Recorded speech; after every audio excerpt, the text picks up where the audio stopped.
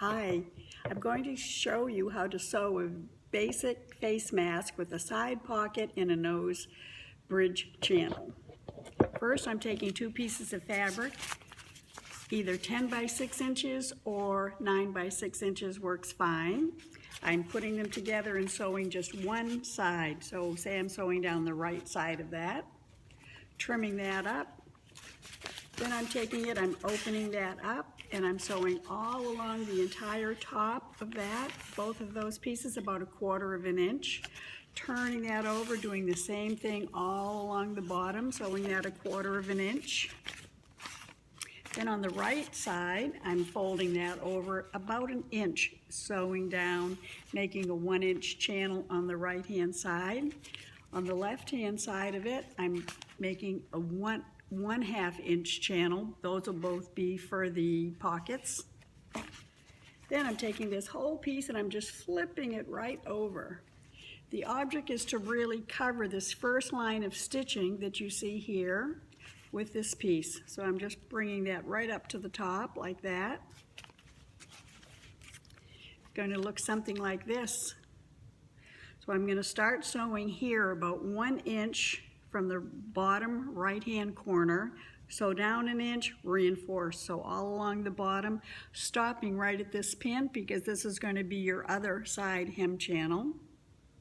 So you're going to stop here and go all the way up, reinforce that corner, go all the way across, reinforce that corner, and stop right here. Now you've just created your pocket, so that's finished.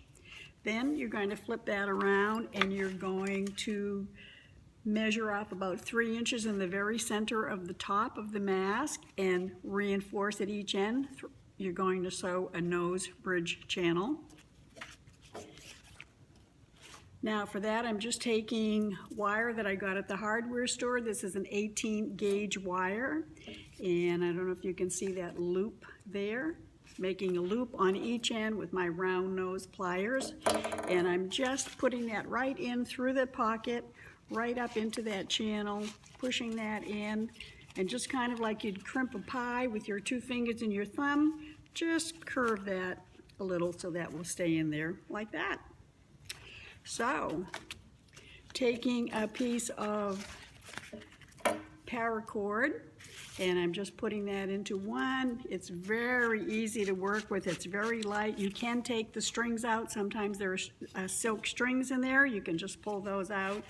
And just a very easy knot in the side. The wonderful thing about the side hem channels is you can use anything you want in there. You can replace anything. You can tie it to size. So you just kind of tuck that knot in there and pull it from the other end, and it pulls right through. So that's done there. Put that all the way through there. And then on this side, I'm using the PVC hollow jelly cord tube, I call it. It's about a 3 millimeter. Same thing, very easy to work with. It's not porous, easy to tie, so just a basic knot. And like anything stretchy that you tie, if you pull in all 4 directions, down here and up here, at the same time, that knot will stay nice and secure. So you just bring that around and again put one leg, as I like to say, in that hem channel, and then you're just gonna pull that all the way through, and that's covered. So your finished mask should look like this.